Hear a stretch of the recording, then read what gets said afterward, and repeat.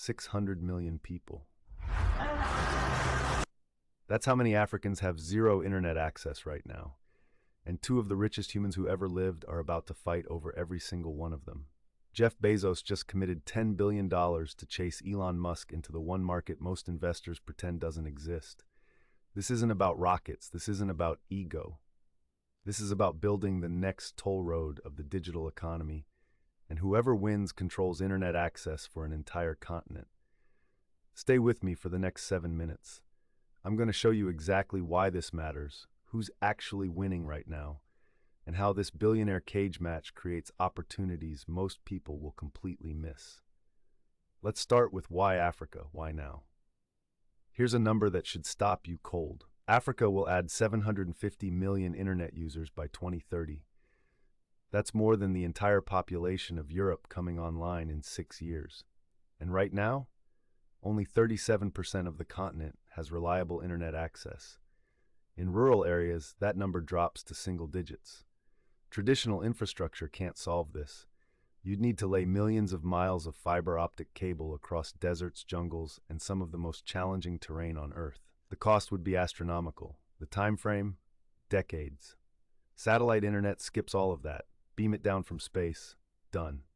This is why Musk moved first. Starlink now has over 4 million subscribers globally, and they're growing fastest in emerging markets.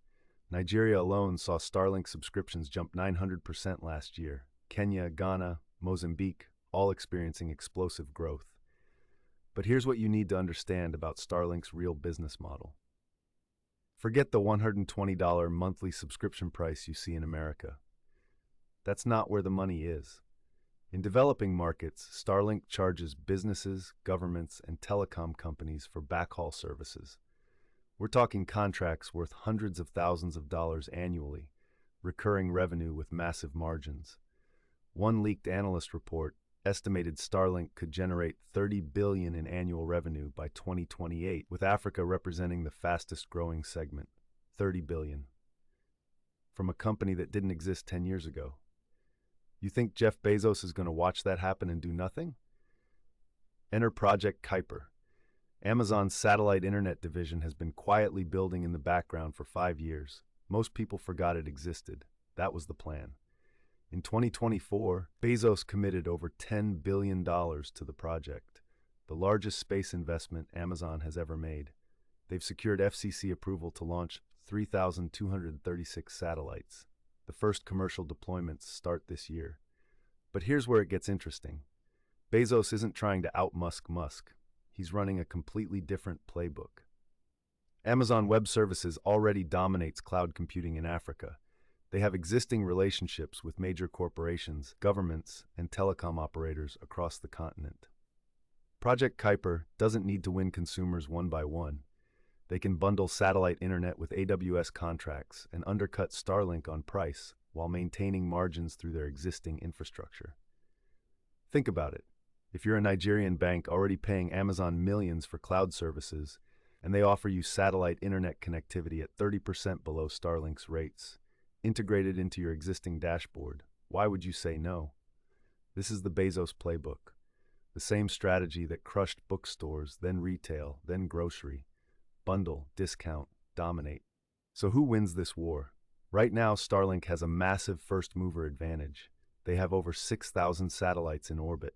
Project Kuiper has launched test satellites only. That gap is real.